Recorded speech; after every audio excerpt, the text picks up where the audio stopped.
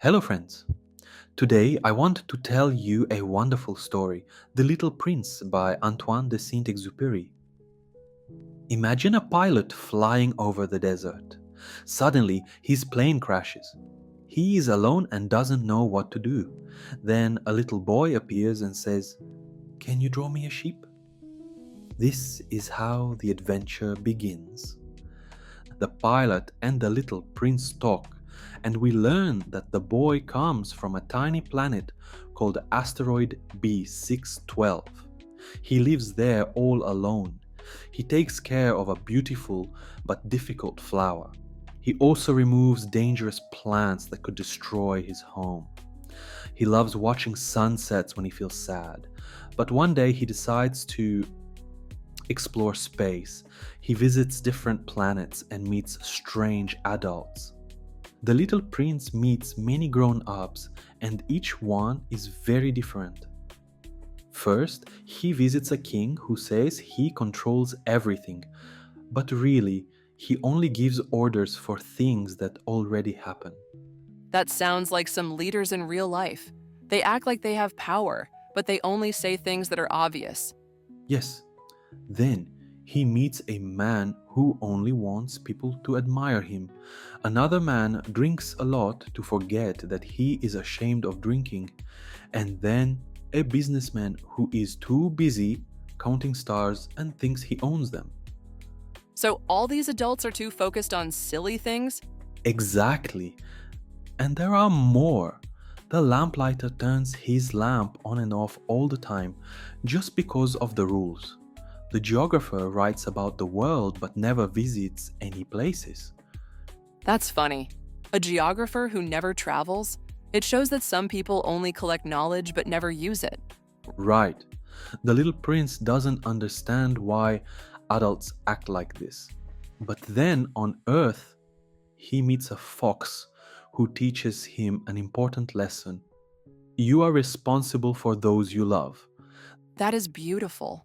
It means if you love someone, you must take care of them. Yes. And this helps the little prince understand that his flower is special because he has cared for her. But why does he still want to leave Earth? He misses his home. He meets a snake who says he can help him go back. In the end, the little prince lets the snake bite him. He tells the pilot not to be sad because he will return to his star. That sounds sad. Does it mean he dies? Some people think so, but others believe it means he goes back to his true self. Saint-Exupéry, the author, was a pilot and thought the sky was very special. I still think it's a little sad. He leaves everything. What about his flower? He is not leaving her forever, he is going back to her.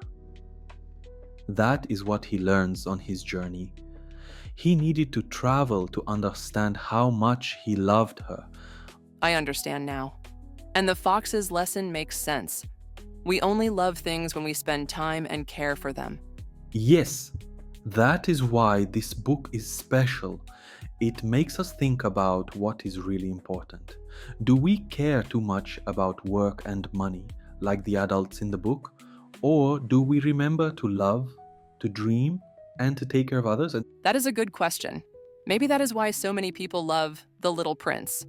It is a simple story, but it has a deep meaning. that's right. And another lesson is how adults are too busy with things that don't matter.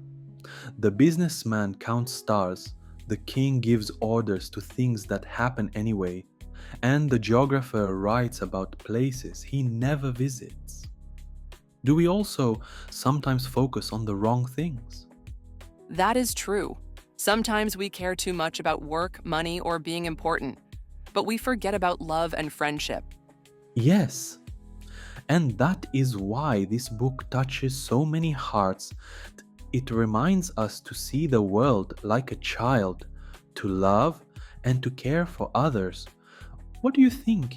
Is The Little Prince a story about childhood, or is it too sentimental? Let's talk in the comments.